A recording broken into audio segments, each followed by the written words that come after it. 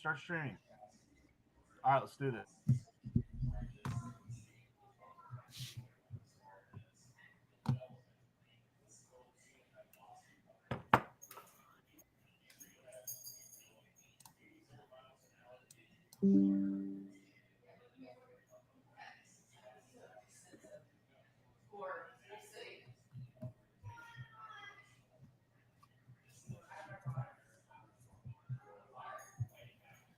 All right, we're live here. Dallas Cowboys,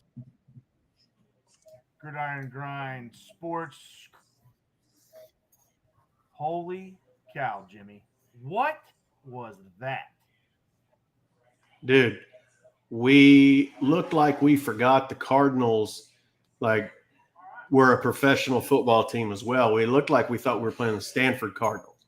I mean, they're a professional team. This is why I always say, oh, well, could that LSU team or that Miami team beat the worst team in the NFL? Probably not.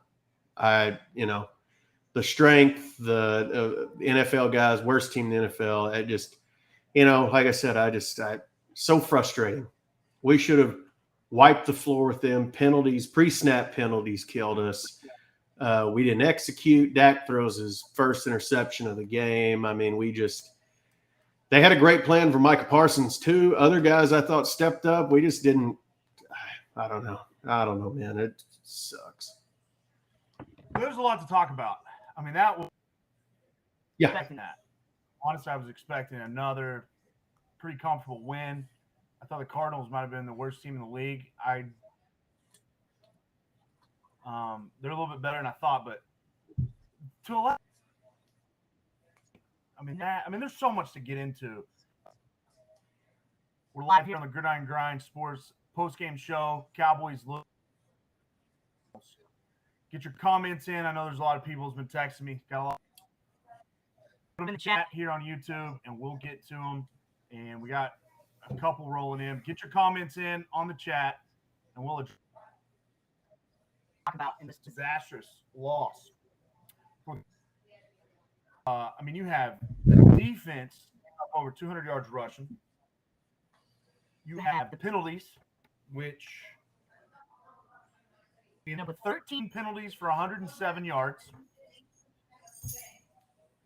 The offense, the red zone, that's a problem. It's an alarming problem. Again, yes. 2 games in a row. It's an alarming problem. Dak, we don't really push the ball down the field, which I didn't know when that was going to happen, when teams were going to stop taking away the West Coast offense quick. I wasn't expecting that. And when Dak trying to push down didn't look real good. He had Gallup. They threw the flag, pulled it away. If he throws it another yard, 2 yards further, it's a touchdown. Just a lot of problems with this game.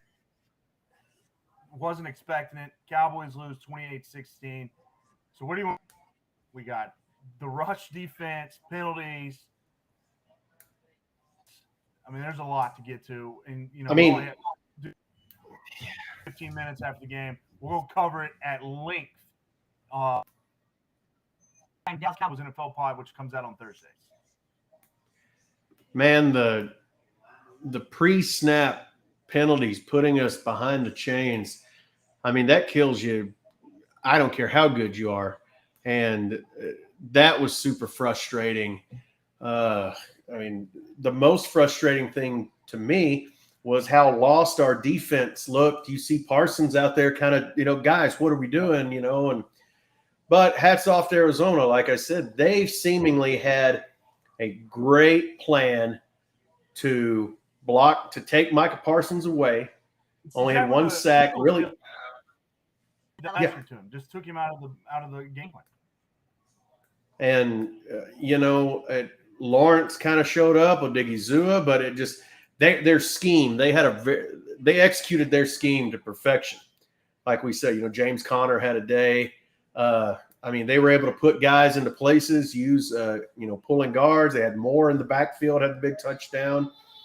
I mean, they looked like they executed their game plan to perfection, and we looked like we were like, man, we'll get it. Don't worry, like we're gonna get it. like we're going to get it together. We're going to get it. And before you know it, we're behind and we've really got to execute and just ran out of time.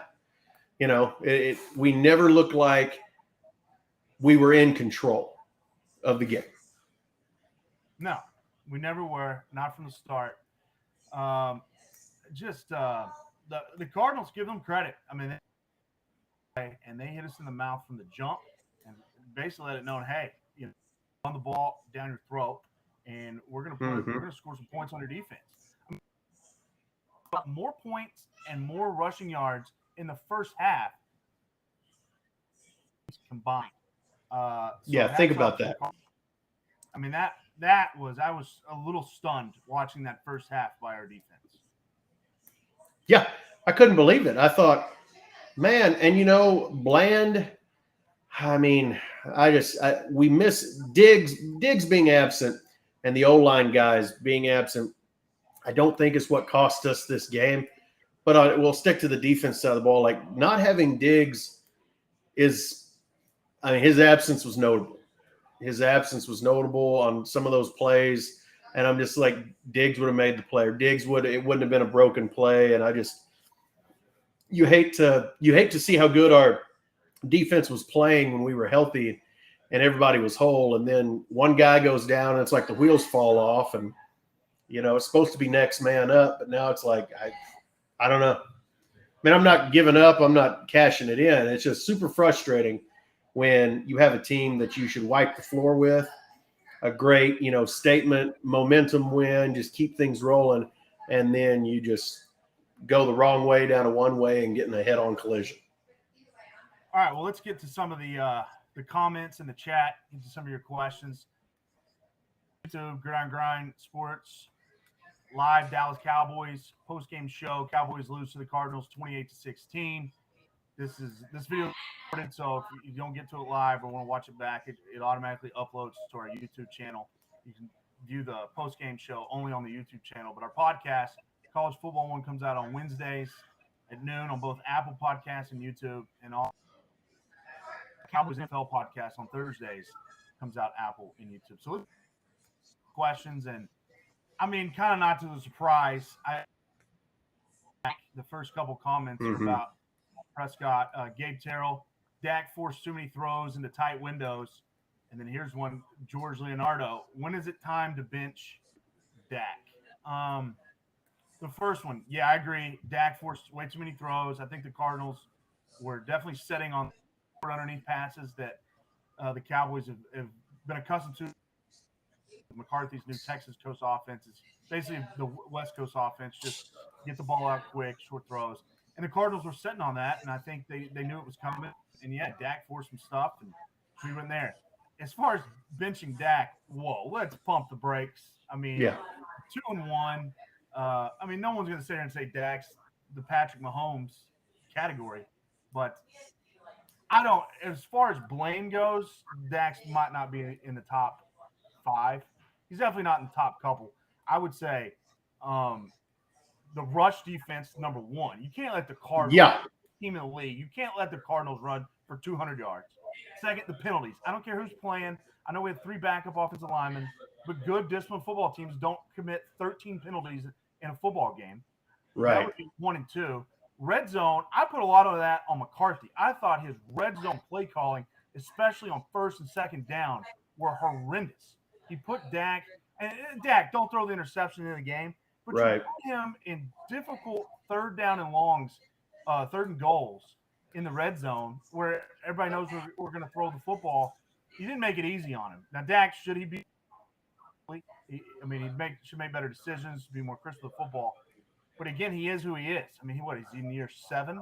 I mean, you know what he is. You gotta coaching. You gotta put him in positions to be successful. So should Dak be better? In my opinion, yes, but he's definitely not in the top 3 of blame for me for this loss. No, and I agree. And like we've talked about, our red zone offense is terrible. Like, we're so fortunate that Brandon Aubrey is seemingly as good as he is, because it's the only way we score points in the red zone, seemingly. It was just the kicker. You know, otherwise we've got to hit Dowdle on broken play broken play. We got to hit Dowdle, and he breaks some tackles, has to, really work to get in the end zone. Nothing looks smooth. Nothing has looked smooth for us as we get to the red zone. So that is definitely something that's got to be looked at. And, Jerry's not happy. And I would also be willing to bet the Arizona Cardinals aren't too happy, because now they beat us, the Bears lose, and, things keep going. I don't think that coach, the way they prepared, they're not trying to lose games. That did all 3 games, and they should have won all 3. That leads in the fourth quarter. All 3 games. They're not trying. Now the Broncos might be. They look terrible today. The Bears might be. I don't think Broncos and Bears are trying to get Caleb Williams better than people think. And I don't know if Kyler Murray's going to have a job when he comes back. But to address the red zone, my brother Casey brought this to my attention late in that game.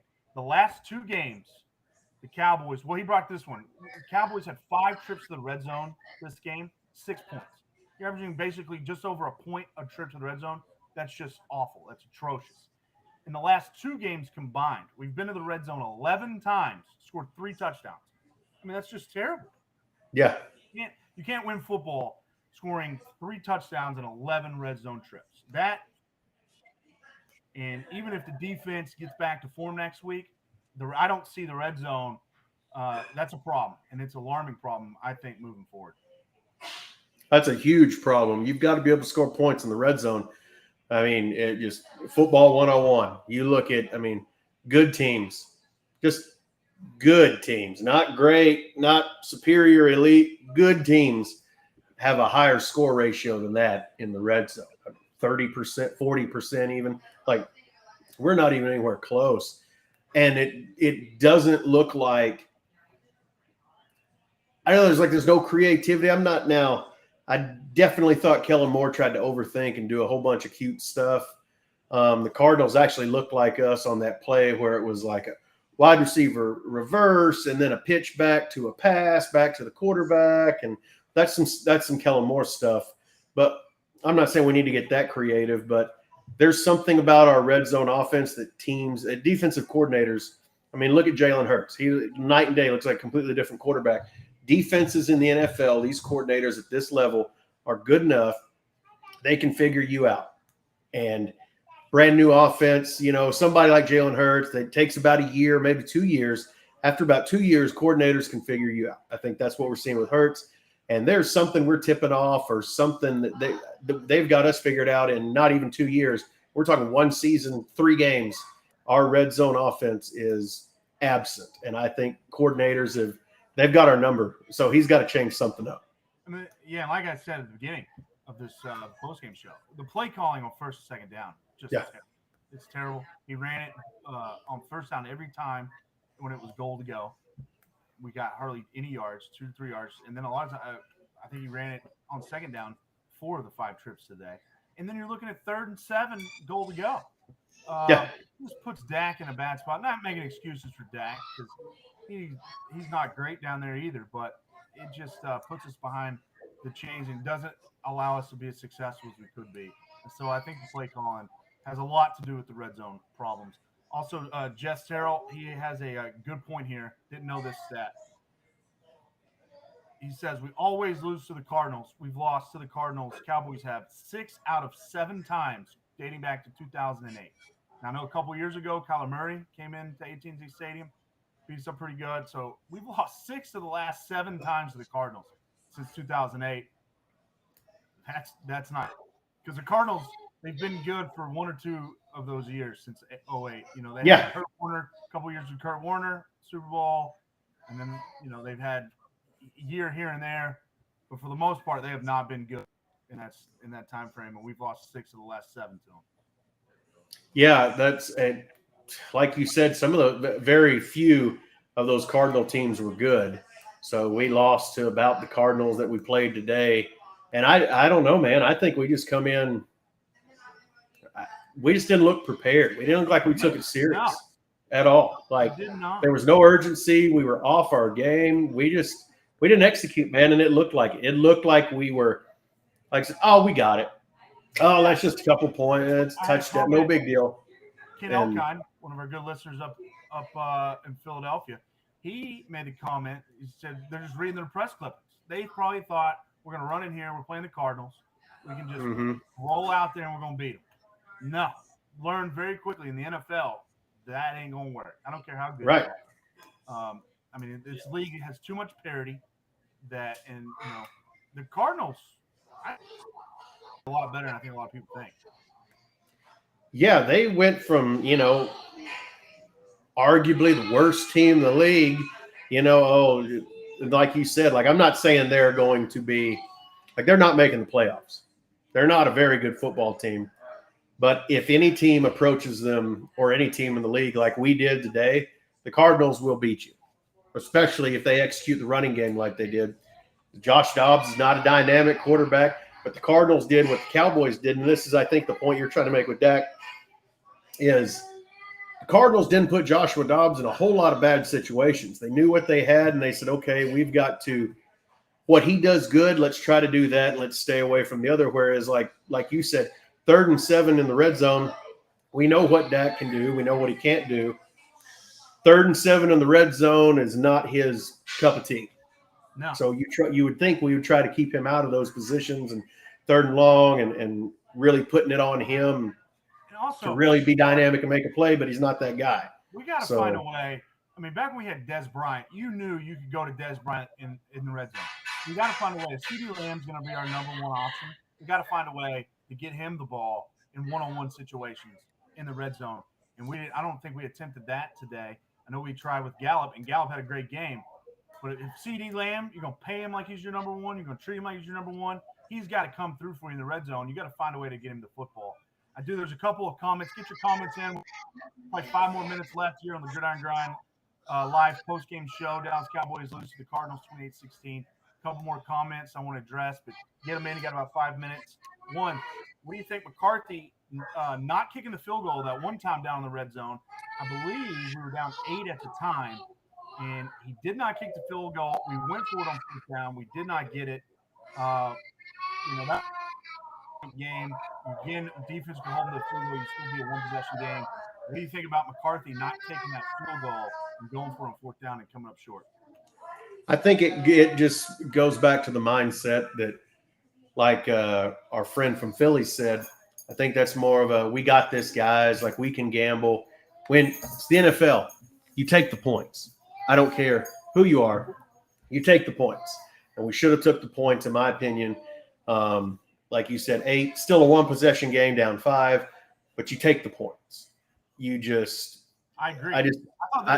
You can't not. You can't. Twice. Yeah. I said, they're making a big mistake, and they took a point off the board. But I said that's going to cost them in the long run.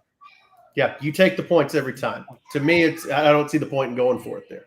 I'm not a coach, not an offensive coordinator. I'm not a quality control offensive analyst, but I've played enough Madden and college football and watched this I'm 37 years old. I've watched football long enough to know you take the points, especially in a game where one team, first off, you're on the road. Second, this team is outperforming anything anyone thought they were going to do. Yep. Take the points. You chip away at them. You don't give them more momentum. You gave them more ammo. Right. So have rolled in about the penalties. One about the taking the pass interference call away from Michael Gallup, and another one, Jess Harrell comments, how big was the blown holding call that would have been a safety? Cowboys might have won if they'd have gotten that safety and then got the ball back. I agree. I guess the explanation they gave on the broadcast was that the holding appeared before they got into the end zone. I believe was that on Michael Parsons. Yeah. Tackle. Yeah, I mean that could have very easily been a safety. That could have gave us 2 points, and then we would have got the ball. Pretty good field position there. That was probably borderline. I guess it depends on the rule. If it's a subjective call, I guess, when you decide the holding happens. But if it happens in the end zone, it obviously would have been a safety. I guess they decided that it happened before. The Gallup one really was pass interference, and I've always been a big advocate of this. when quarterbacks underthrow the football, you shouldn't bail them out by throwing pass interference because the DB wasn't looking back because it was a poor throw. And I don't think it was pass interference. They ended up waving it off. So I don't think it was pass interference. But Dak makes, like I said, we talked about 10 minutes ago. He throws that 1 or 2 yards further. It's a touchdown. Gallup has his man beat by a step. Yeah, no, you're right. And I agree with you on the not bailing the quarterbacks out. Like the catch, like the ball has got to be in play. It's got to be close. It's got to look good. Like you said, an underthrown ball, especially if the receiver's still going in one direction, is not trying to actively come back to. I mean, and it wasn't like that pass interference really. That wasn't what cost us the game. We're not talking, what was the Saints Vikings type deal. That was one play didn't cost us the game, but it's just Saints Rams, yeah, in the playoffs. Saints Rams, that's it. Sorry, yeah. I mean, just a culmination of just we got off to a slow start, and I think we're predictable, like you said. We're predictable on what we're going to call on first and second down. We got to change it up, and I'm super frustrated, man. I wanted, even if it was a last-second field goal win, we needed to win this game. Absolutely, I agree. I was hoping we were going to bail ourselves out at the end like we did the Texans last year. They were the first team in the league, and we somehow found a way to win, even though we played terrible. I was hoping that was going to be this game, but was not. 2 more points I want to address before we close up shop here at Gridiron Grind Live post-game show. Cowboys lose to the Cardinals 28-16. One comment, Gabe Terrell says, any positives from our success running the ball today? I want to roll 3 backup offensive linemen today. Dak was sacked twice, and we had 2 holding penalties from those guys that cost us some yards. But all in all, we were able to run the football for the most part. I think if you're going to start 3 backup offensive linemen, 2 of them making their first career start, as you can hope for, to be honest. You're going to have some problems. It's not going to be perfect. 2 holding calls, not the worst. 2 sacks, not the worst. Obviously, if our starting offensive line, I'd want them to be better. But when you're starting 3 backup offensive linemen, I don't think you could really ask for too much more. And I think they did pretty well. And we ran the football, like Gabe said, the success running the football. The Cowboys had 185 yards rushing the football. And that's the NFL. Tony Pollard, 23 carries for 122 yards. Yeah. I mean, that's pretty good. Cowboys, 2 games in a row, have been able to really run the football. Well, really all 3. Running football is going to be a issue. The problem is, if you're good at running the football, you got to play with a lead. It's hard to be a good running football team, and that's your strength on offense. If you're playing from behind like the Cowboys did today, you got to play from ahead. We're going to run the football, and I think that's got to be our success. Our recipe for success moving forward. With our defense, we're going to need them to stop the run a little bit better. And that allowed us not to affect the quarterback as much because the run. And that takes away our best thing on defense, which creates turnovers. We didn't get any turnovers today because we didn't get any pressure on the. So from the running game, offensive line perspective, I thought it was as good as you could ask for. I agree, and I think it's one of the things we've lacked in years past has been depth on the offensive line. And seemingly, we've got I cannot think of 71's. I can't pronounce it. 71's name. Starting left tackle. But yes, I loved him. Now, mind you, 2 of the 3 offensive linemen they were replacing are Hall of Famers: Zach Martin, Tyron Smith, Right. And then Tyler Biotish at center. But I really like the backup, played left tackle. He played last week. Tyler Smith, he played left guard, and I thought he did well at left guard. I thought he did okay at tackle today. So I'm going, okay, there's a solid guy. Like you said, Josh Ball hadn't played. This is probably the best we've seen Ball play. So, yeah, the positive, if you're going to take a positive out of it, that's a great point, is depth on the offensive line is something we've been missing for a while. And seemingly we have 2 to 3 guys that can come in a pinch, like I said, in situations like this and not just allow the floodgates to open, Doug Freeze style, and just let them come tee off on Dak. We just got to execute better. So I did like the way that, for most teams starting 3 new offensive lineman is a recipe, a kiss of death. We still lost the game, but it wasn't Denver, Miami. Right. Last comment I want to make is on the rush defense. I thought Leighton Vander Esch played a terrible football game. Terrible. Had him lined up on the edge a few times. He didn't set the edge. A lot of those big runs that happened in the first quarter, it's because he would get washed down inside. He's not strong at the point of attack when he goes to take on blockers. He couldn't set the edge. We were just awful. Our edges, and even when he wasn't on the ends, of course, Parsons lines up everywhere. The D ends and the so bad today. When Leighton Vander Esch was terrible on the position, he would run himself out of plays. He would run out of his lanes. He didn't have gap integrity. I thought Leighton Vander Esch was terrible today. I'd love to see his Pro Football Focus grade for this game. I thought he was a big reason why the Cardinals had some back to play in the edge. We did not set the edge. Our alignment, sometimes when they were overloaded with 2 and 3 tight ends, we were like, we had no chance to set the edge. They ran those GT counters, especially in the first half, and that's got to be better moving forward. We got to have better linebacker play. We got to have better edges. Now, our D tackles were great. Hankins, he had Zua had a great game. So we're good up the middle. 3 technique at the D tackle, but our edges and linebacker be better against the run.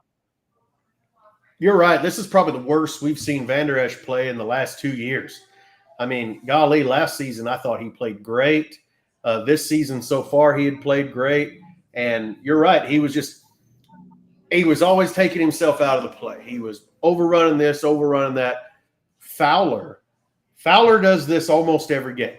He will get too far upfield and bail the quarterback out. And it's like he gets in great position and then he just keeps going. And I don't know, man. Super frustrating. We're better than this. I expect us to bounce back, but golly, we needed this one. Very frustrating loss. You did. When the schedule comes out, you chalk this on. I mean, it's the Cardinals. I don't know how many games they're going to win, but it's a terrible loss. But again, it's week 3. Yeah. I mean, come back. I made that comment. My brother Casey. So we lost to the Jets week 3, who was the worst team in the league. They kept us out of the playoffs. I mean, maybe that's the hope that this Cowboys team is better than that team was.